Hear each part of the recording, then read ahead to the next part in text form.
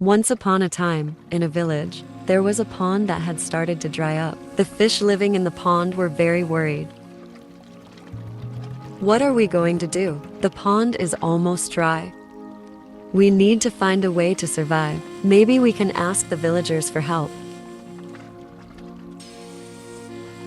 The fish decided to take a risk. They flopped their way to the village to seek help from the villagers.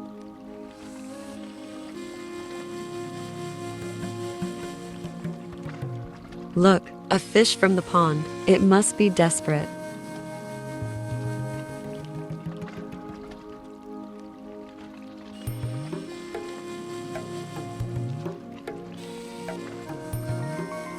The villagers worked hard. They dug a canal from the river to the pond to bring in fresh water.